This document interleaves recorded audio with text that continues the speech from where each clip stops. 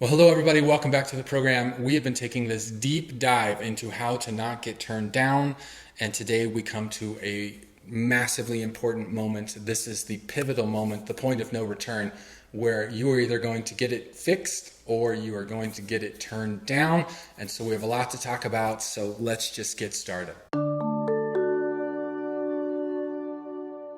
Well, hello, everybody. Welcome back. My name is Stephen Reed. I am the co-founder and president and part of the team here at Music and Ministry. We're a nonprofit organization that is dedicated to helping people just like you, hopefully, do whatever it is that God's called you to do with either music and or ministry. And so we have quite a few different resources, and I'm not a big pusher of things on people, but today it seemed good to talk about one of the books that I have written, and this is called Getting Your Church to Sing. And it's a big book, and it has a lot to do with the leadership part of leading worship, because leading worship has something to do with music, but it has a lot more to do with theology, knowing where you're going, and then knowing how to get people to come with you. And so check that out. It's available in print. It's ebook, and you can listen to my sweet voice read it aloud to you. Or in the world of AI, you could probably have somebody else read it to you very quickly. It's kind of crazy like that. So great resource. But today we are diving deep into this idea of music and making the music sound good. But more importantly than that, being good stewards of people's time and energy, because lots of times people, churches, huge and small, are getting turned down, and there's a lot of reasons, and good musicians are often getting turned down. And so we've been going through these different things just to try and help us accomplish what it is that we want to accomplish, because it's not fun to be turned down, and it's not so great when you look up there and you can't hear what it is that you see.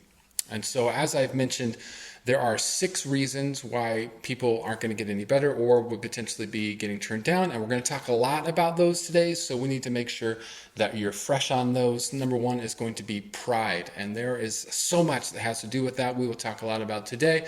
But pride means, hey, I'm awesome. And then it is also self-protective and usually self-affirming. And that creates what we're going to refer to a lot today as the cycle of pride.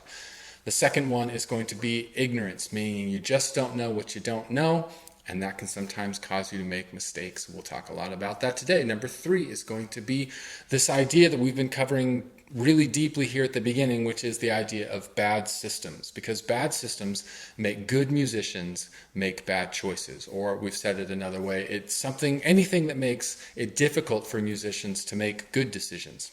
And so, again, this is stuff that applies to the best musicians I've ever seen, are in a group, in named groups that you would know their name if I mentioned them, and yet they're still having the same issues as the rest of us. Why? Because they're having problems with their systems. Number 4 is something we keep almost apologizing for, but it's just what it is. It's deception.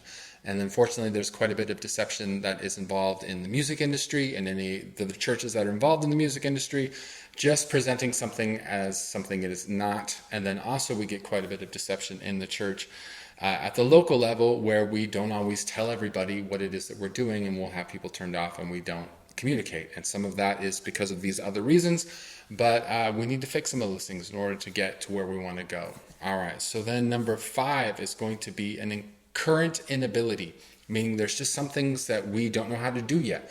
And that, as we've talked about, means like we're not computers, we're not machines, we can't operate at that level. And so we need to accommodate what it is that we're doing based on our humanity. But then there's also some limitations. And I mentioned in the previous episode, I'm not a super great harmony singer. So if you ask me to sing harmony, I may or may not do well. And so we got to kind of put people in the right position. All right, the last one is going to be unwillingness. And I almost want to throw in another one, but I think it falls under unwillingness in the sense of just preferences, meaning like there's sometimes you just don't want to do it. It's like, yeah, okay, I see how that could work, but I don't want to put in the effort to do that, or I don't particularly like that style of playing, or whatever it would happen to be, and so you become unwilling. And so usually that's not necessarily like because you're a bad person, it's just maybe you have different preferences, or maybe you just doesn't seem like it's worth it, or you found another way that seems just as good. So all of those things factor in, but again, we are talking deeply about the idea of bad systems, and we've talked about the wrong systems, and today we're going to talk about incomplete systems and or missing people and then mismatch systems. Because what happens and what we're referring to in this pivotal moment is going to be when we all come together, regardless of how we figured out who's going to be on the team and what parts we're going to play, the instruments that we're going to use, and we all kind of hook up to the system, whatever that system would be. That moment of how are we monitoring, who's in charge, how are these all systems put in place will determine whether or not people are going to get turned down or whether or not people can be heard or not. And in this moment, depending on what it is that you have, you may or may not be able to recover from this. In all of the other bad systems that I've mentioned, there's at least a chance to fix it, and this is that moment. And so we need to make sure that we're winning and have our things in order in this place. All right, so the good news is that there's no one particular way to do it. And the bad news is there's no one particular way to do it, so I can't just be like, oh, it's exactly this and do it exactly this, all right? And some of that's going to come down to your preferences, sometimes to your people. But there's part of it that's just like a general ignorance, just in the fact that we don't exactly know how maybe these things work at a professional level, or that they could work if we changed up the system, all right? And so we talked last time about this idea and this comparison that as movies are to a play, so are recordings to a live performance. And I think that's a fair assessment, a fair analogy. And so there's a lot of things that we can really take away and understand. And so I want to talk just a little bit about that, because there are some people that are missing, or at least positions that maybe aren't being filled, that because of a lack of understanding of how recordings are made, those people then don't exist in our live format. And so if you take a movie and you say, okay, who's in charge of a movie? And most everybody would quickly say, oh, it's the director. All right. And if I were to mention some famous directors, you would potentially know who those people are. And so, Christopher Nolan, you got Steven Spielberg, you've got Hitchcock. I mean, you got all these other people that if you're a movie person, you're, oh, I like their movies. And so in a live play, right, the live version of what a movie would be, we also know that every play has a director, and they're the ones that are in charge, and they're doing all of the things that they're doing. All right. What we don't necessarily know is that in recorded music, there's also a director. We don't call him the director or her the director, but there's very much a person that most people don't know exists.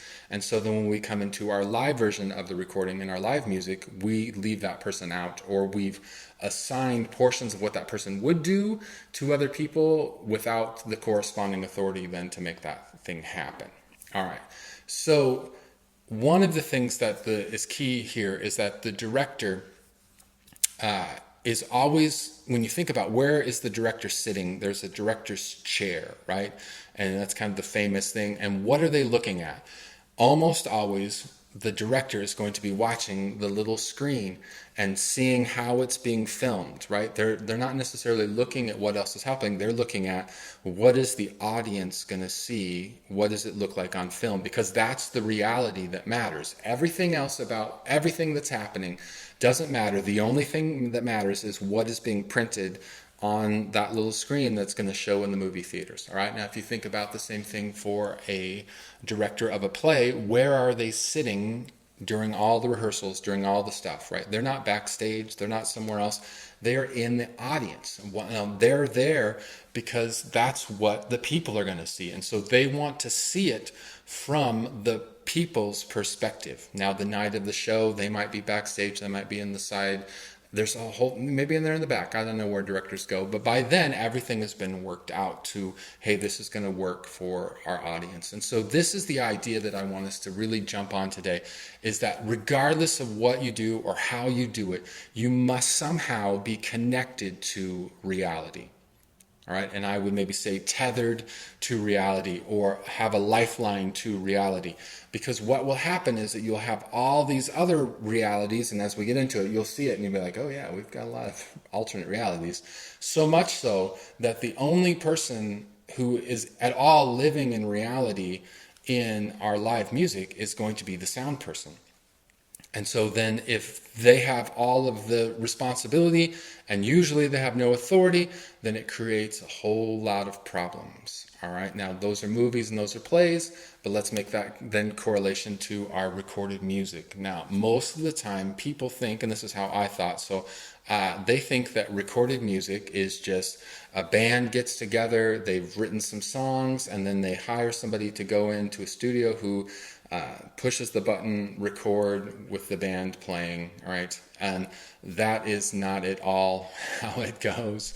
And living here in Nashville, I have found out how crazy that can sometimes be, that the people that you listen to on the recordings sometimes aren't even the people that are in the band. And that's like pretty common. And you would think, what are you talking about, Steve? It's like, well, if you've ever looked at the additional musicians on the little, fold out things that they used to put in our albums, or some have online, they'll have other people's names who played drums. And yes, those are the guys that you're hearing on the recording. And so we're like, all right, well, that's a recording, Steve. What about church? We're talking about church. And so, all of the recordings that we then follow, which is how we do things, somebody puts out an album and we're like, oh, I'm going to learn the song based on that and all of the stuff that happens. And we kind of have this imagination. Again, nobody told us this. This isn't deception.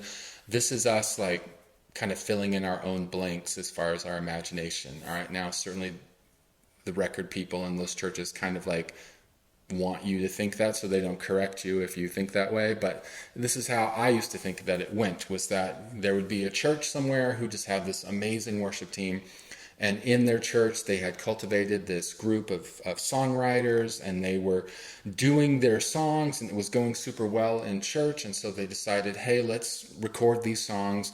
Let's make an album. And so then they all got together, just like we all do at our midweek rehearsal if we had one, or maybe they had special rehearsals. And then they would work up these songs, and they would all just be like, their drummer would come up with something, and oh man, that drummer's just so creative, and wow, they've got such a great group that can put all these things together. And then they have somebody come and they connect to their soundboard somehow, and they push record on what would be a normal church service. And then they'd go back afterwards, and if somebody sang off pitch or maybe somebody played a wrong note, they would fix that and let them play the part again if just for a moment, and fix it that way.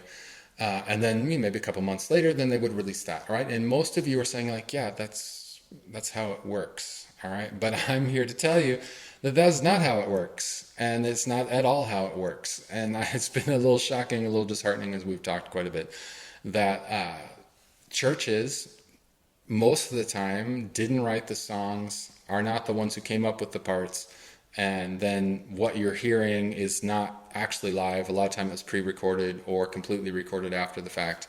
And you're like, well, wait a minute, well, how does that all work? And it wasn't the team that put it all together, which is the point of what we're talking about today. And so churches hire these people called producers, and this is the same thing that happens in our secular world or any other album, is this person called the producer, who would more or less be the director. They're the ones in charge. And so they're the ones who decide who's going to be playing on the record. They decide what they're going to be playing on the record. Then they also are the ones that go back and re-record and work with people. And there's, we'll say, yes, this is in, this is out. And they'll go through this whole process. And so we don't know that is a thing, because again, we just think, well, they just put it together themselves. And a lot of, for whatever reason, producers in music don't have the same fame that directors have in movies. And so if I named for you the top 3 or 4 producers of all times, you may or may not know any of them. And so there are people, especially here in Nashville, that are more famous than some artists just because we all recognize they're the ones that actually made the albums. And so churches, big churches, a lot of times will have producers that they hire on staff, that they are part of their church, not because they just happen to attend that church. It's because they got a job and moved to be there, and that's their full-time job, is deciding what everybody else is going to play. All right. And sometimes people will hire other producers. And I know quite a few producers here in town who don't go to that church, don't know them at all. They just got hired by some church to, hey, make us an album, or some artist individual, hey, make me an album. And so then they're the ones that created all of those things, and their name is maybe in there somewhere in the back, produced by. But because most people don't know what that means, then it doesn't make a whole big a difference, and so then people think, well, the artist or the church, they're the ones that are popular or famous. So all that to say that the producer is the person in charge, and there's this whole process of they're figuring out what to play, they're listening to it, and then even if they have people play on it, they will come back to the studio and they will all listen to it, and they will connect back to this idea of reality. What does it sound like on the recording? That's what's going to go out to people. So regardless of what else is happening, the only thing that matters is how it sounds when people are listening. So then when we come over to our live scenario and we don't have a producer and we all think, well, we'll all just kind of do it, we then have to be very conscious of how are we connecting ourselves? How are we tethered to reality? And the unfortunate reality is that we're not. And so people will sometimes have what's known as a music director or MD in our worship world. And so it's a funny thing to me because music director or MD for a bigger band has a lot more responsibility, does a lot more things than the MD would for a worship team. And so if you don't know what an MD is in the worship team world, it's usually the person who has their own talkback microphone, and sometimes it's the bass player or somebody who isn't singing, and they'll all be wearing in-ears, and so that person talks to the rest of the band via that microphone that's only on in their in-ears, and he'll say, all right, chorus, here we go, 3, 2, 1, and then, all right, everybody build up, we're going into the bridge, and he kind of is directing everybody where they're going in the team. Now, that's not to say that that's not important, but it is missing quite a few of the components of what a normal music director would do in the music world. And so I know quite a few music directors here in Nashville, and I talk to them regularly to ask them, how does it work? What do you do? All right. And so it is their responsibility to pick the musicians that are going to be on the team. All right. Now, for you all, that may just be set. Like, hey, you've got a team and that's what it is. And every week you're going to have these people on the team because you signed in blood at one point that, hey, I'm joining the worship team, and you don't want to let them go, and that's fine. All right. So if you have a violin player, you're going to have violin on every single song. All right. And that's fine. But we just have to then adapt. We have to change. We're going to have to reorchestrate. And as we talked about last time, you have to reorchestrate because of the recording to live conversion that has to happen. We're going to dive back more into that in the future. But part of it is we have to have these positions in place, these jobs in place, otherwise you're not going to be able to know how to do that, or it's not going to work when you all come to the table. All right, so the music director picks who's on the team. They also decide what everybody's going to play, and so that's a big deal. All right, who is doing that in your team? And the answer may be, oh, well, it's ourselves, or it's each individual one of us, right? And so in that regard, everybody's the music director, in which case nobody's the music director. All right. And then oftentimes for live performances, the music director will then on the day be responsible for listening to how that it's going and making decisions as far as like, hey, that's not working there, let's make some changes.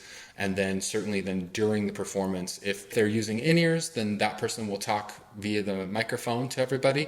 Or if there's not microphones, they'll be the one that will be looking around and will be sometimes just talking out and mouthing things, giving signals of, hey, this is where we're going, all right? Sometimes the music director in our worship environment will be the worship leader, and so there's lots of different things that could possibly be happening. And so then the question is, how is that music director, if they're the ones in charge, if they're the producer of the live environment, how are they tethered to reality? And if you're just like, well, they've got their in-ears and they've got a mix, well, you've got a completely different system. Like, that's not going to work because as we've been going through, it just is different. And so I've talked to quite a few people that are just like, yeah, I guess I just hope that it all works out. And I can guarantee you that it's not working out because I've been in the audience and I'm like, what you think you're listening to is not what the rest of us are listening to. So there's got to be some way, some person possibly, that is then connecting the music director to the reality of what it is that's happening. Now, you can also do that in your monitoring of how you set those things up, because oftentimes in my world, I'm also the music director, I'm also the worship leader, And then I'm also what would be the next position, which would be the engineer. And so the engineer is the person that's pushing all the buttons. And so in a recording session, used to be that everybody would just hire an engineer, and these people aren't necessarily making any decisions or anything. They're just like, hey, I'd like it to sound a little brighter. And then that person says, oh, well, then I'll turn this knob and make this thing. It's like, does that sound good? And the producer would be like, yeah, that sounds good. And so then they would work together to create this sound. Right now, as budgets have been cut in the music world, a lot of times the producers are also the engineers, but that's not always true. And in the case of our live version of things, we very rarely, the sound person is also the producer or is in charge. In fact, most of the time, the sound person has absolutely no authority and can't say anything, nor would it be received well. All right. And so what we then have is this missing link, this lack of communication. And it's a lot like if you were to design an electrical system, maybe to turn on some of these lights that are back here and over there. Well, everything can be in place, but if you're missing a light bulb, well, then it's not going to work. Or we could have light bulbs, but if we forgot a light switch, or if we forgot the breaker, or if we forgot some other aspect, like one wire, we could have all the other wires wired up, but if the wire from there to there doesn't work, well, then it doesn't work. And so that's where we have an incomplete system. And so, again, lots of ways that you can create this sense of reality, but you have to then figure out, all right, who is that person and where are they? And then how do we connect them to reality? And so that can get really complicated really fast, but it can be done, and it makes a huge difference. And I do that all the time when we go and we do traveling and training of people, and I'll stand out and I'll be the producer and I will say, all right, you play this, you play that. Okay, yeah, that's working, that's not working. I'll talk with the sound person and be like, hey, what do you think? Should we turn that down? What if we tried rolling a little bit of this off? Okay, yeah, that sounds good. What do you think? Come stand over here, and we'll be in the place where the people are. And so that just so much can be talked about in that moment. And so I would want to spend the rest of our time that we have here together talking about some different ways that could possibly happen, different scenarios. All right, so in my case, I am the music director. I am also the one who does the engineering, and I'm also the worship leader. And so a lot of times we think the worship leader would be, oh, well, they're the producer. And really, if you were to compare it to a movie or if you were to compare it to a play, the worship leader is really most often going to be like the lead character. They're the ones that the audience is seeing. You know, in a movie, you never see the director. And I mean, there are some where the director is also in the movie. That's obviously rare, but it does happen, and they have to have a support staff of people that are helping them. But that does happen in our worship environments as well. And so I am the lead person in the sense of I'm the one facing the audience, but I'm also directing the group and deciding what's playing. And then oftentimes, because we don't always have a sound system that we're able to use, or that we don't have sound people that travel with us, and we do all of our orchestration. We've set up everything that we do based on the knowledge that we're not going to have a sound person who is going to be moving a whole bunch of buttons. And so when we go to churches, I go and I talk to them, and I have to open up a line of communication. And so that's a huge word. If you're taking notes, the word communication is a big deal. And I have to tell them, I'm like, look, I don't want you to make any changes. You are not allowed to move buttons, right? If you feel like you want to turn us down, you have to tell me, and we will fix whatever the problem is together. Now, not everybody gets that or knows how to work with that, because most times sound people have never been talked to before. And so they're like, no way, you do whatever you want and I do whatever I want, and then we don't talk, all right? But that's just not going to work, because I lead some songs, my wife leads some songs, and we just randomly will change who's leading, who's singing harmony, and to count on somebody to be able to make all of those changes for us is not going to work. And so we make those changes, and so we've created this system that allows us to make those decisions. All right, and so we then need a sound system and a method of doing that allows us to hear what reality is. So when we're doing our sound check, I will go out and I will mix in the front. And so I will take my microphone and my guitar, I have a longer cable on my electric guitar, and I will stand out in the audience and I will play my guitar and we will sing and we will work on all of the different things and we'll get it to where like, yeah, that sounds good, that doesn't sound good. All right. So then from there, I have confidence that what is happening in the mains sounds good to me. I will then do very little of monitoring on stage, right? And so we're just like, we would much rather hear the mains than hear a monitor, because we don't want to create an alternate world, because I'm having to make my choices based on what I think is happening in the mains. I don't want it to sound great in my monitor only. I need it to sound good out there. So as much as I can hear out there, that's what I want to do. So no in-ears. We don't give a monitor to our drummer, because if you give them a monitor, they will play louder. If you put them in the cage, they will play even louder still. And then it just gets into this alternate world where they're in their own room and they've got their own stuff, and yet they're turned off at the soundboard in various ways. And so we just don't do it. All right. So that being said, lots of churches have drum cages. Lots of churches have in-ears. And so just by putting in those in-ears, you jump into an alternate world. You're using a different system. In-ears are not the same thing as live speakers. You don't have a 16-inch subwoofer in your ears. You've got some speakers in there, right? Good ones have 4 or 5 different little speakers things going in there, but it's just not the same, and it's not the same mix. And so you need somebody to tell you. You need to be able to ask and talk to that sound person. Hey, what are you doing with the bass guitar? Hey, what are we doing here that you're finding is not working? And are you wanting that acoustic guitar or non-acoustic guitar? And I've gone to a church for a long time that was filled with professional musicians, and they had 2 acoustic guitars every week. And could you ever hear that second guitar? Nope. And I would hear them talk to each other and be like, man, that second guitar sounds so good. Man, I appreciate it. And so they're either lying to that person, all right, or to each other, or they think it sounds good. And as I said from the beginning, you have to understand, and this is the cycle of pride that I wanted to get to today, is that people do what they think sounds good. And so when they come to this pivotal moment that I'm talking about, and it doesn't sound good, you can't let them create an alternate universe where that wrong part sounds right. You have to connect them to what it actually sounds like.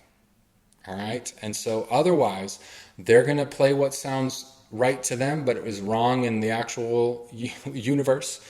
They're going to think it sounds awesome. They're each going to say, hey, we think it sounds good. And then somebody, some sweet lady from the audience is going to say, oh, wow, worship was so good today. And it's going to then just trigger that little bit of dopamine in their brain that says, oh, you are as good as you think you are.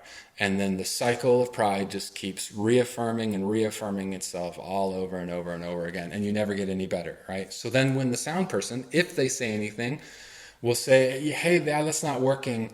Well, the people on stage won't believe them because they're so stuck in that cycle of pride that it just goes in one ear and out the other, and will often include some offense and just being like, man, what are you talking about? Like, I'm awesome. You can't.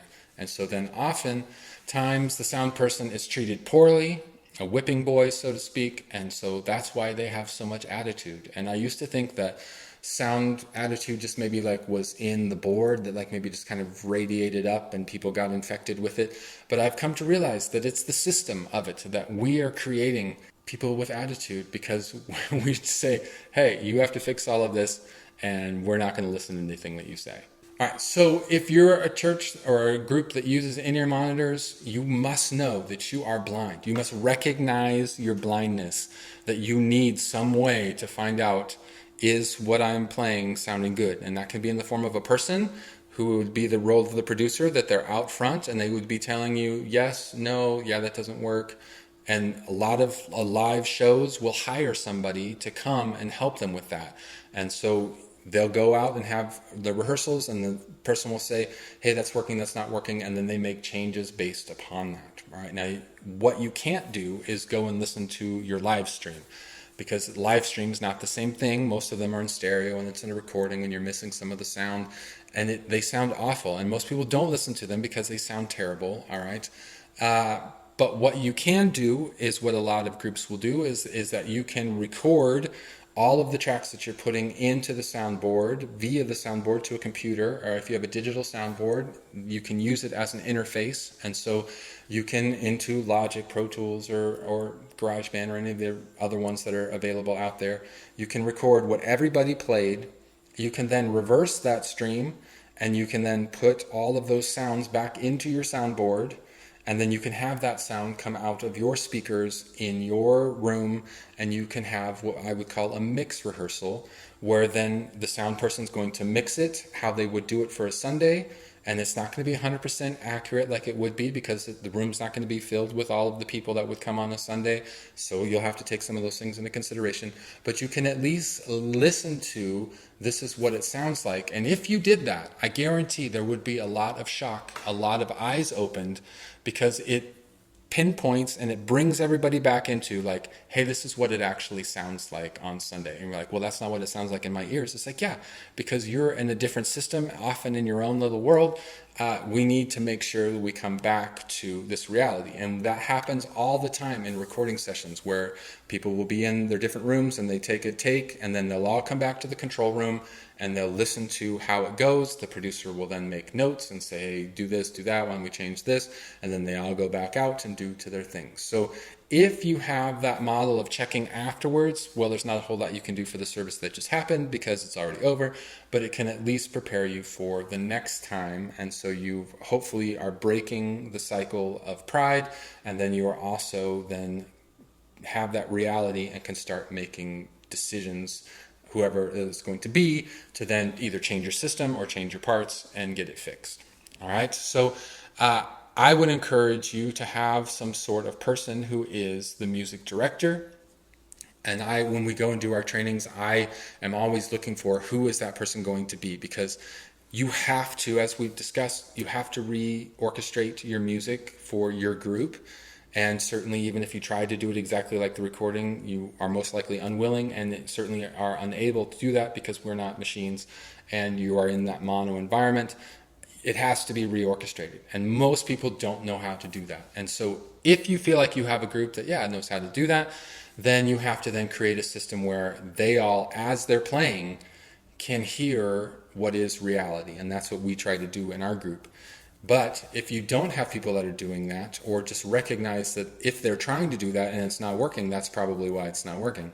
You have to have somebody who is going to then be in charge and be able to say, hey, yeah, that works, hey, that doesn't work. Or that person will have to then talk to the sound person and say, hey, is that working, is that not working? And then the sound person would then need to communicate to that music person. And so what sometimes happens is that sound people will try and talk to the band members, and that doesn't always work because sound people don't always speak the right language, or won't say it in the right way because the cycle of pride is working against them. Whereas if they can talk to a music director and they can say, yeah, hey, I'm having some issues, maybe something in the bridge there sounded like there was some fighting or just some conflict there in the rhythm. And so then they can go, well, let's run it again. And they listen for it, and they're like, all right, you play what you're playing, you play what you're playing. Okay, yeah, that's not going to work. All right, let's try it this way. Drummer, you drop out and just play kick and snare, or guitar player, you just go all downs, and we'll let them carry the rhythm. And then they work it out. All right, now maybe the sound person could say like, yeah, the drummer's overplaying and it needs to be more on the acoustic. But they're not going to talk to the drummer and say like, hey, you're messing it up, because that would cause a lot of friction and challenges. All right, so we can go further down that road as far as how you would establish that communication and the rules of how that would work, but you have to recognize this is the moment. That's if you don't have those things in place, then it's just going to be what it is. And again, that cycle of pride is going to cause a lot of problems. Well, that's enough for today. It was a long one, but we're going to jump back into some of these things again, and I will give you some practical, like this is how these things work, and this is what these people will do. So stick with us, and just believe that God's got good things for you, and that these things are going to help you get on the right track.